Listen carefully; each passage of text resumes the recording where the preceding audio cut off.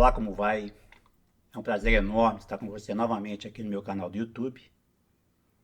E hoje, nessa aulinha, a ideia é falar um pouquinho sobre a verificação da formação da rótula plástica em vigas fletidas. A gente estuda aí, né, ao longo do curso de concreto, né, as deformações elásticas, deformações de serviço.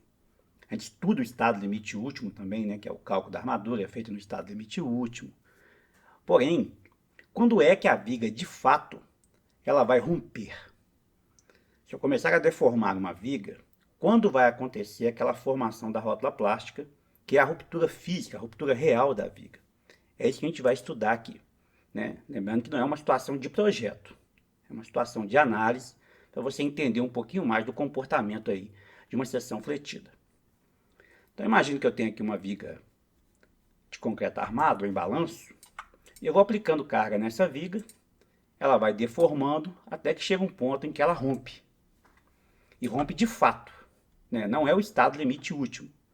Lembrando que o estado limite último ele é normativo. Ele tem ali os parâmetros que têm que ser definidos, né, no diagrama lá de tensão e deformação do aço e do concreto. E ali você estabelece ali quais são os limites de projeto que você deve trabalhar. Então aqui a gente vai ver qual que é o limite físico mesmo, o limite real da viga. É possível calcular isso matematicamente? Sim, é possível calcular com uma certa, né, aproximação aí do que pode acontecer em uma viga real. Tá ok? Esse estudo aqui ele foi adaptado das notas de aula do professor Calixto, da UFMG. Eu vou tentar apresentar para vocês aí um pouquinho do que ele fala na aula dele, lá no curso de mestrado da Federal. Bom, imagine que eu tenho aqui uma viga em balanço, submetida a um carregamento na ponta, uma viga de comprimento L. Quando esse carregamento atingir, né, o momento de fissuração da viga, ela vai fissurar em várias partes, né? Modelo comum e padrão aí de flexão de vigas. Veja bem, se nós viermos aqui e medirmos a curvatura em cada ponto aqui da viga, só recordando lá da resistência dos materiais, o que é a curvatura? Curvatura é esse ângulo interno aqui, ó, no diagrama de deformação do aço, né, do aço do concreto. Ó. Então, se eu tiver aqui uma viga fletida com momento positivo, eu vou ter o alongamento aqui dessa fibra e o encurtamento dessa fibra aqui. Ó.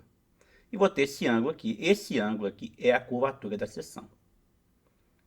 Tem alguma dúvida? Volta lá nas aulinhas de resistência dos materiais, que a gente fala um pouquinho mais sobre isso.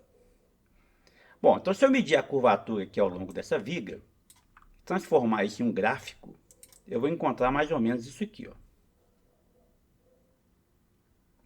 Observe que a curvatura ela vai aumentando.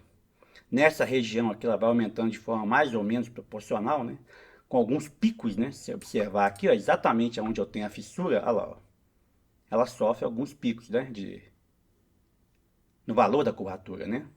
Exatamente por causa da fissuração, né? Chega aquele ponto, o concreto atinge ali o momento de fissuração, ele vai romper e vai, naquele instante ali, ele vai girar um pouquinho mais a armadura. Porém, nessa região aqui, ó, próximo do engaste, ó, a perturbação é muito maior, né? Observe que a curvatura aqui ela é muito grande, ela sobe muito rápido. E é exatamente essa região que a gente chama de rótula plástica. É a região que a gente vai estudar. Ok? Muito bem. A gente pode aproximar isso aqui, ó, a um diagrama mais linear, né? Como se essa região aqui fosse uma região em que as curvaturas se comportam de forma mais linear. E esse outro bloco aqui é um bloco que eu posso dizer que ela se comporta de forma mais plástica, né? Menos linear. Essa curvatura aqui vai ser a curvatura nossa de escoamento máxima. E essa região aqui, ó, vai ser a curvatura plástica. A soma das duas vai me dar a curvatura última da seção, que é aquela que produz a rótula plástica. Observe que para nós, o importante é conhecer aqui, ó, essa rotação θp aqui, ó. Porque se eu conhecer a rotação θp, né, de plastificação, juntamente com a curvatura elástica da seção, eu consigo associar isso a uma flecha e verificar quanto que eu posso deformar essa viga antes dela romper. O cálculo do θp é dado por essa expressão aqui, ó. É a curvatura última menos a curvatura de escoamento multiplicado por um LP. Quem que é esse LP? É essa distância aqui, ó. Seria a largura da minha rótula plástica.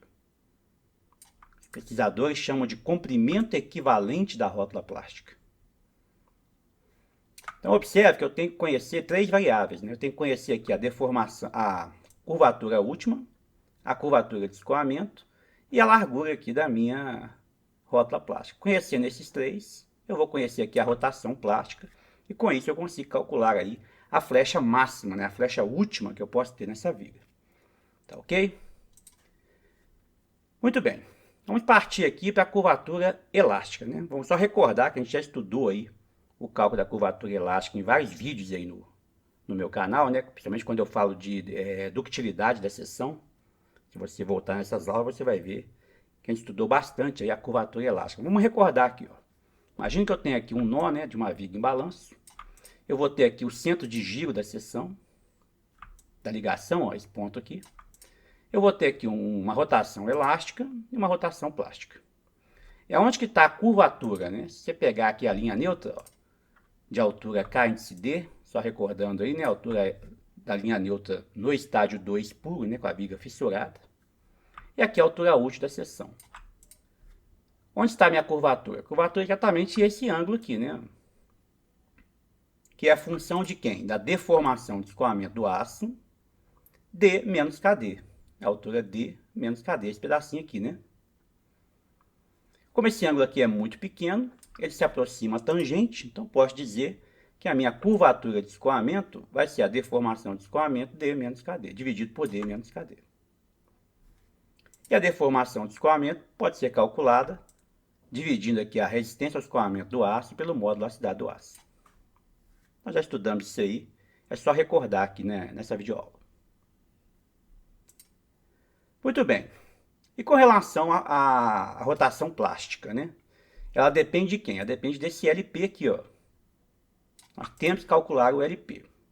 O LP, ele foi estudado por esses pesquisadores aqui, ó.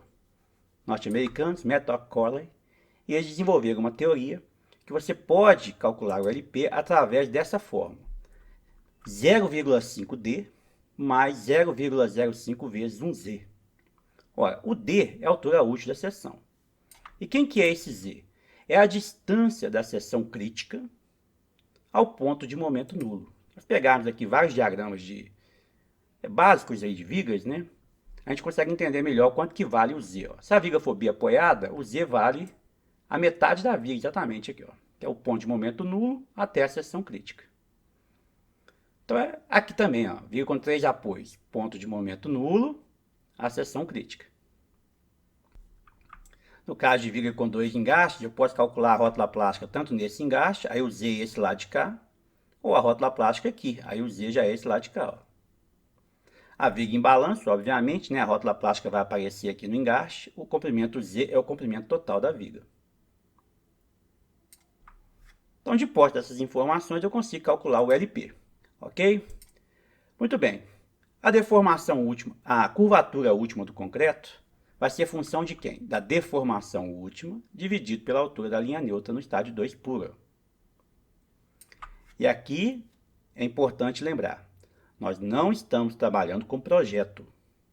Essa videoaula não está falando de projeto de estrutura de concreto. A gente está estudando aqui o fenômeno real. Quando é que vai haver a ruptura da seção? Não é o estado limite último da seção. Então, para este caso aqui, a minha deformação última do concreto não vai ser 3,5 por mil. Eu vou trabalhar com essa formulação aqui, ó.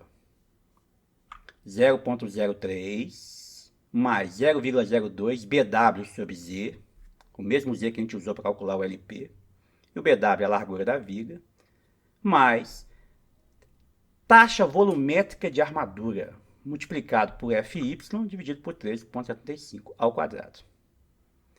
Ora, taxa volumétrica de armadura. Até então, aqui no curso, a gente sempre trabalhou com taxa geométrica, né? Que é a área de aço dividido pela área de concreto. Aqui já apareceu uma taxa volumétrica, que na verdade nada mais é do que a verificação do confinamento na região da ligação.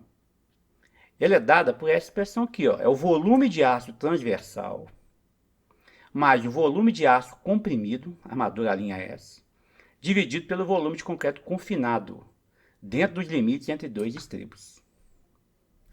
Vamos ver aqui, ó, como é que é isso. Imagina aqui uma viga submetida a um momento positivo. Se é um momento positivo, essas duas armaduras de cima aqui, ó, são armaduras comprimidas. Armadura linha S.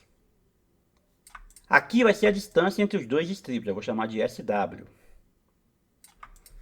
O volume do concreto confinado é o volume desse prisma aqui dentro. Olha lá, é o BW menos duas vezes o cobrimento, ou seja, a distância daqui até aqui, que multiplica a altura da viga menos duas vezes o cobrimento, a distância daqui até aqui. Tudo isso multiplicado por SW, que é a distância daqui até aqui. Esse prisma interno aqui, tá vendo? Esse é o volume do concreto que está confinado entre dois estribos.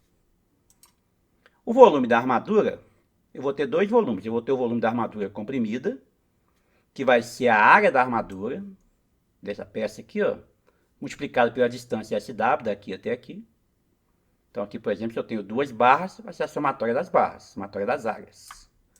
E vou ter o volume da armadura também transversal, que aí vai ser o volume de um estribo, apenas um estribo, na região. Nada mais é do que o comprimento total do estribo, multiplicado pela área da barra de um estribo. Com isso eu consigo calcular essa taxa volumétrica, né? Que nada mais é que uma taxa que representa aí o confinamento, né? O confinamento da minha seção naquela região ali da ligação. A fórmula então ficou assim, olha lá. Área do estribo vezes o comprimento do estribo, mais somatória das armaduras comprimidas vezes o SW, dividido pelo volume de concreto confinado. Encontrei a deformação última do concreto, né, que normalmente vai ser bem maior que 3,5 por mil. Com a deformação última eu consigo encontrar a curvatura última. Com a curvatura última eu consigo calcular o meu θp. Daí para lá eu consigo resolver qualquer viga que eu tiver. Ok? Vamos fazer um exemplo aqui, ó, só para a gente entender o que foi passado.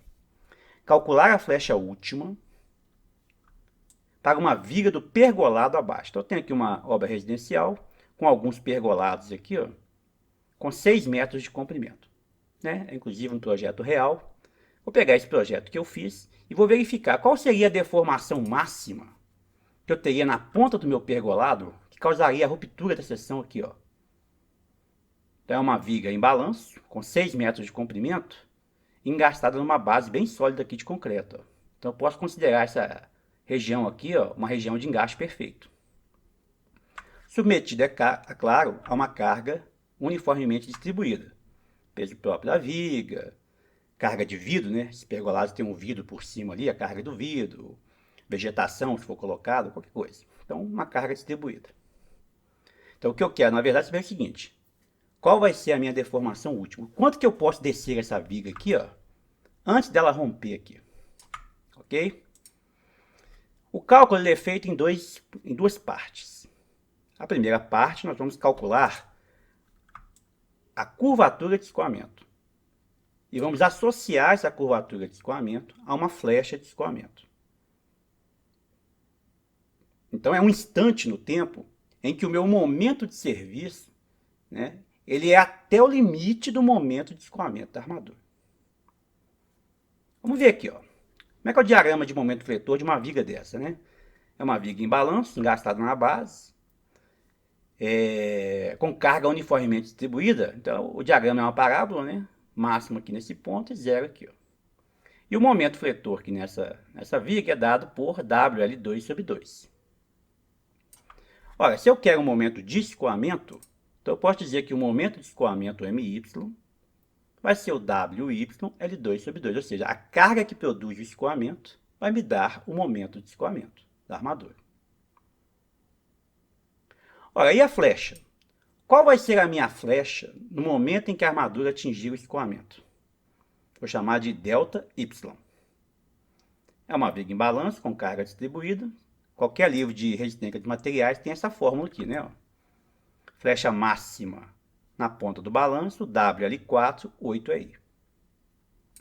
Você pode pegar no livro de resistência de materiais, pode deduzir aí através da linha elástica. Ah, Ronilson, não sei como é que deduz isso não. Tem uma videoaula aí de resistência dos materiais que eu mostro como é que deduz essa equação aqui. Mas pode ser também qualquer tabelinha que você pegar em livro de resistência que tem essas fórmulas de vigas básicas, né? Viga em balanço, viga biapoiada, viga com um apoio, com 3 apoios. É um modelo bem padronizado. Olha que interessante. O que eu quero, na verdade, é associar a flecha elástica à curvatura elástica. Então, no lugar da carga distribuída aqui, ó, eu vou colocar o momento. Eu vou transformar essa carga no momento. Olha lá, ó. Vou colocar em função do momento, né? Basta eu vir aqui, ó, jogar esse 2 para cá e descer o L2. Ó. Então, meu WY é 2 vezes o momento dividido por L2. Vou cortar 2 com 8 e vou cortar L2 com L4. Vai ficar assim, ó. Olha, momento dividido por rigidez. Momento dividido por rigidez é curvatura. Sabemos lá do curso de resistência materiais. Ó. Então, eu posso dizer que MY sobre EY, MY sobre EI é igual minha curvatura de escoamento. Substituindo o valor aqui, ficou assim, ó. Delta Y é igual φy L2 sobre 4. Primeira parte já resolvemos. Agora temos que calcular a parte da rótula plástica, da curvatura plástica.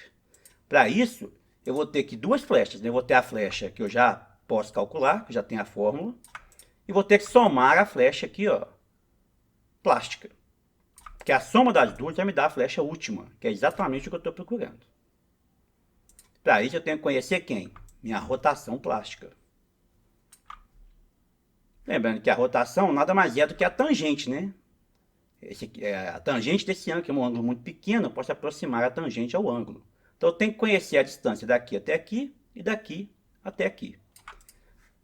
A distância aqui do cateto adjacente vai ser o L menos LP sobre 2. Eu estou pegando o centroide aqui, ó, da minha rótula plástica.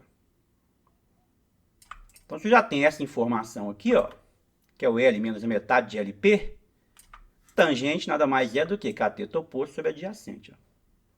Então, meu θP vai ser ΔP L menos 0,5 LP. Quem eu quero, na verdade, é a flecha. Só ajustar a equação. Ficou assim.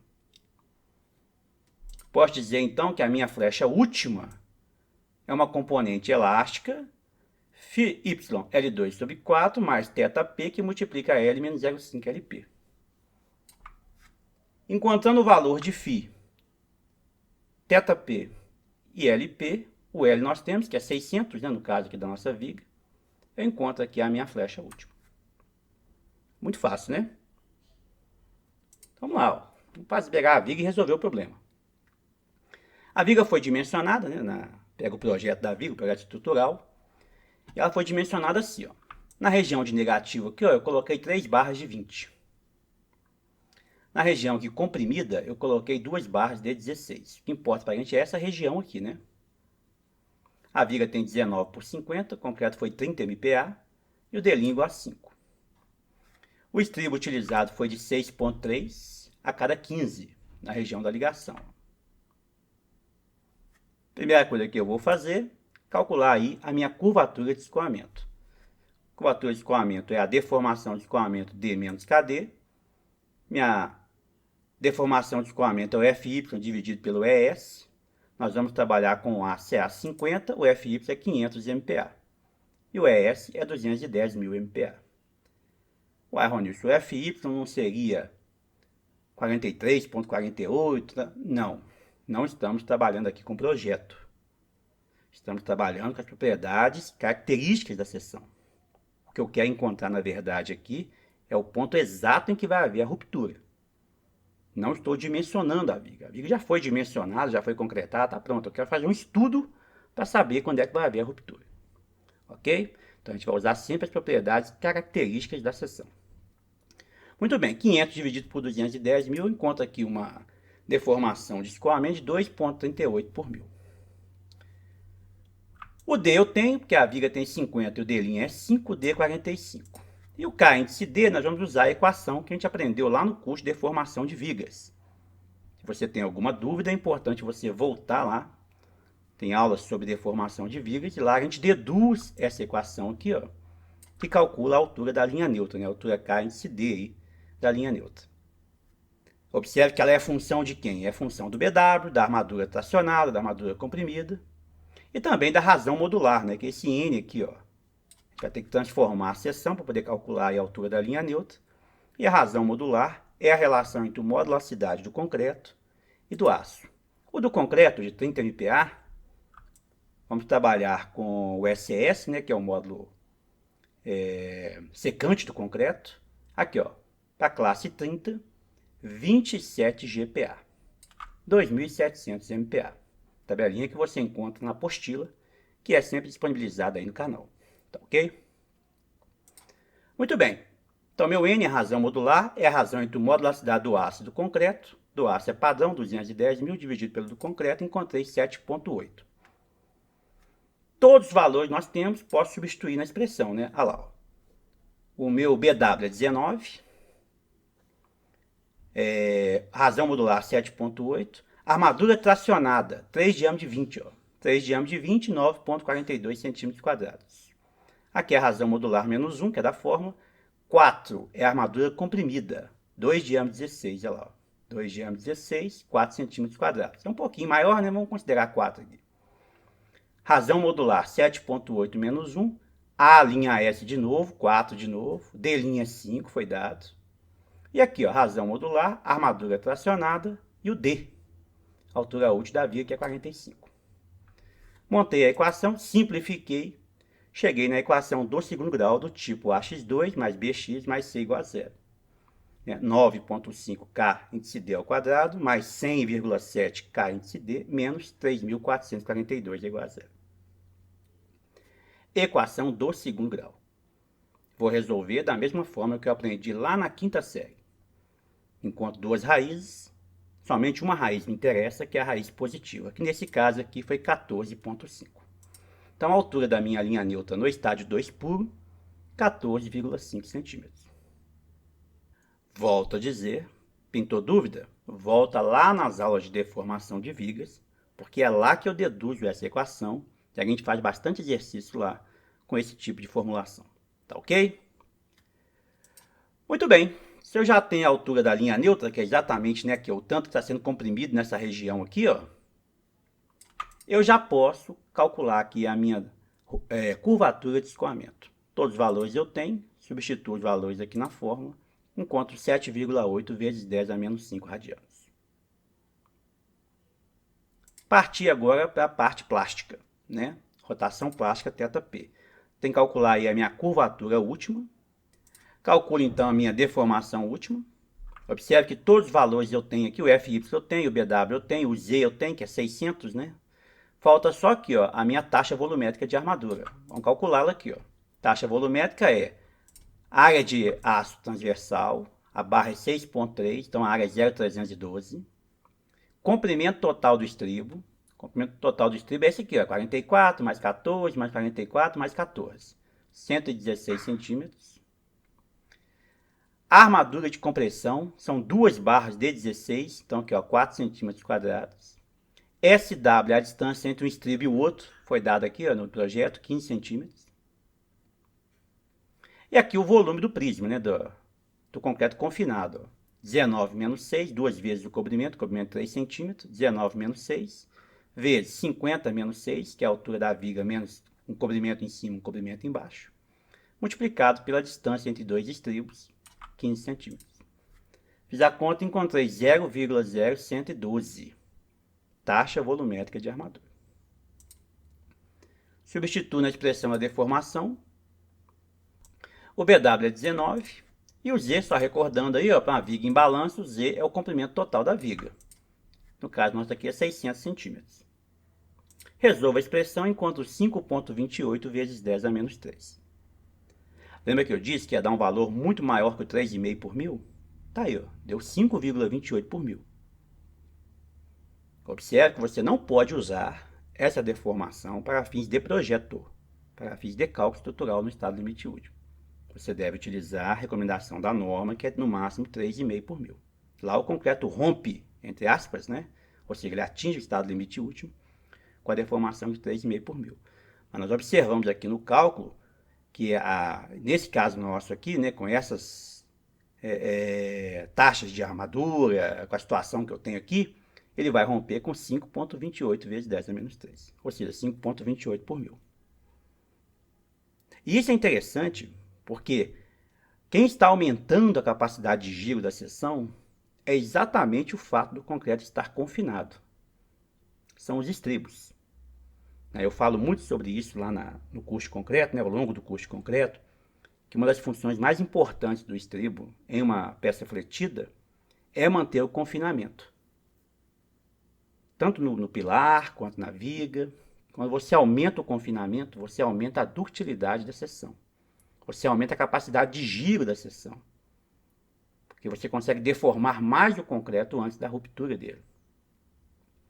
Por isso que é muito importante, né, ter uma atenção muito grande com a colocação de estribos, principalmente nas regiões de ligação. Viga com pilar, viga com viga, pilar com fundação. Porque aquele ponto é o ponto mais sensível. E por incrível que pareça, é o lugar onde eles mais têm dificuldade em pôr estribo, né? É ali que os armadores têm mais dificuldade em ajustar o estribo ali. Mas é o lugar mais importante, é ali. Porque quanto mais estribos eu tenho ali, mais confinado é. E quanto mais confinado, mais eu consigo girar. Eu fiz até um gráficozinho aqui, ó, mostrando, ó, que se eu for diminuindo o espaçamento entre estribos, eu vou ganhando capacidade de deformação no concreto. Aqui, ó, o nosso caso é esse aqui, ó. Estribo a cada 15. Tô com a deformação um pouquinho maior que 4, né? 5 mais ou menos. Se eu puser o estribo com 12, ele vai subindo, ó lá. Ó, o estribo a cada 8. Mais do que 6, tá vendo? Estribo a cada 5. Praticamente 9 aqui, ó. 9 por mil. Estribo a cada 3. Praticamente dobra a capacidade de giro da seção, tá vendo? Ou seja, à medida que eu vou aumentando o confinamento, eu vou aumentando a capacidade de giro, eu vou mantendo a minha estrutura mais dúctil. Se ela é mais dúctil, ela é sim uma estrutura mais segura do que uma estrutura que pode romper aí frágil, ok? Então, fechando esse parêntese aqui, vamos voltar aqui para o nosso business. Se eu tenho aqui a deformação última e tenho a altura da linha neutra, só fazer a conta, né?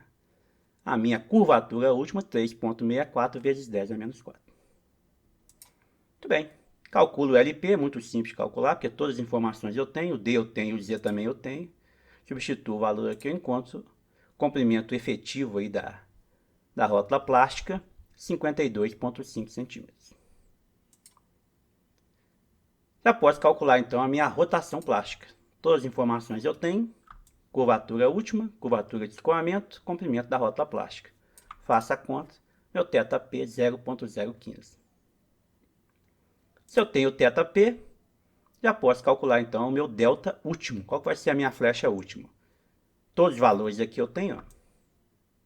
Substituo, faça a conta, encontro 15,6 centímetros. Olhando aqui em escala, ó, observe, ó, para que ocorra a rótula plástica nessa região aqui, ó, eu vou ter que descer a viga aqui 15 centímetros. Então, se eu puser uma prensa, né, e for colocando carga aqui, ó, descendo a viga, quando ela atingir 15 centímetros aproximadamente, vai ocorrer a ruptura real da seção aqui nesse ponto. Ou seja, vai ocorrer a formação da rótula plástica nessa região aqui do engaste. Muito joia, né? Observe que a gente trabalha em condições de projeto em situações bastante conservadoras, né?